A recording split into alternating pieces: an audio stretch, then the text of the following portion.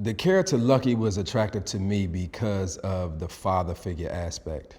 And the movie kind of feels like it's in three parts. You know, we have young Terry, we have 13-year-old Terry, and then we have 17-year-old Terry. And Lucky's goes through that transition with them. And the father figure aspect of it, the mentorship, the male presence, even though Lucky's going through his own things, just got out of jail from being incarcerated. But, you know, he's the one shining light besides Inez, which played by Tiana Taylor, in Terry's life. And I was like, oh, I think, you know, me having a great father in my life, I can bring some of that essence to the role. Tiana is a force, and she's such a creative human being and so loving. And what really made the chemistry and the bond work to me was actually having dinner with her at her house and just seeing her heart for humanity and the love that she has for just being a creative artist. And so when we get on screen, those things vibe right away because I'm the same way. So it's been a pleasure. You have the Harlem Renaissance, there's so much history there, and you know, Adam Clayton Powell, you know, has, and Malcolm X, they both have, you know, street signs and those things, and getting that rich culture and being in it and feeling New York in the summer. I always wanted to shoot a film in New York.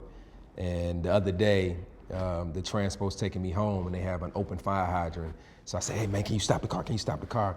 And I jump in the open fire hydrant, you know, just to get that feel of the city. So it's been beautiful. The whole collaborative effort, you know, we feel like you can feel it when something's special, like there's something special about this film. And you can feel it when you're on set, and that's what I lean into. AV doesn't move on until she has what she wants. And, you know, by her being a director and a writer all at the same time, you see it on the page that you have written, and you've lived with this story in your mind. And then you see the actors bring it to life. And then you gotta marry what you want to see and what you're seeing in the present. You know, it takes a lot of work to do that, and I can see her processing it. And the one thing I love about her is that she creates a safe space. You know, I know that she got my back. If I'm not on the accent, she gonna correct me. If I'm, you know, feeling like, well, how's this going? She gonna come and comfort me. You know what I mean? So she's a good actor's director, and I love that about her, and I'm excited to see where she goes. He changes drastically, you know.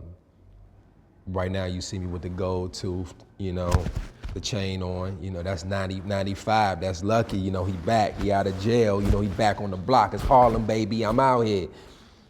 But as time goes on and as men mature, things like this, they come off. You know, you start to take off the things that you really don't need, you know, so the gold tooth comes off, the chain comes off, you know, because he's maturing as a man as well. You know, he gets a job, he's working in construction, you know, he's trying to actually make a better life for the three of them. And, you know, getting a job and saying, I'm gonna be there, getting married, taking those steps. So the arc, you see him transition. The environment that you grow up in, when you're a fighter and you struggled all your life, you know, all you know how to do is fight. So her being volatile is coming from her trying to survive, trying to understand, you know, and make out what she has. Even an apartment that she gets, you know, it's run down, you know what I mean? It's like a shack, you know, but she's trying to make the best of it. So a lot of those things, they just spill out, you know, and we see them as anger, hate, or whatever the case may be.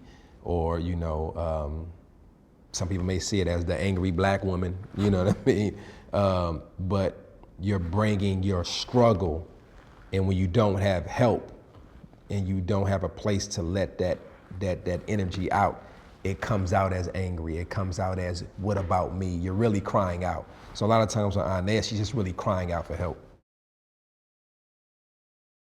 I'll say it like this. Blood doesn't make you family. Loyalty makes you family. And I think the way Lucky looks at that situation is that it doesn't matter how Terry got there or why he got there. It is the loyalty that they have built that makes them a family. And when you want something so bad in life, sometimes you're willing to do anything to get it. And I think you see that. Inez wants a family. Lucky wants a family. Because she reminds him, she said, do you remember what it's like growing up without a father? So he knows what that's like, so he sees himself in Terry. Morals, manners, and willing to deal with the mess. I think that's what makes art. You gotta be willing to throw the paint on the wall and be vulnerable and not care about what people think. And I think that's what makes Lucky strong, because he doesn't care. He cares, but he doesn't care. Everybody cares to a certain extent. But then you get to a place in your life where you like, I'm okay with me and being me. And me is good enough. And to me, that's art that makes Lucky strong. That will make, anyone strong to accept who you are. The good, the bad, the indifferent. You can't deal with anything unless you accept where you are.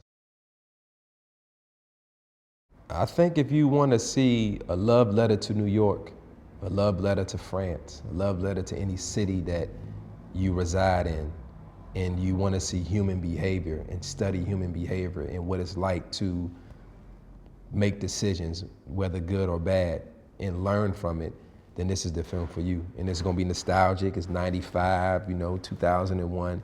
We're what, 20 years removed from that time period.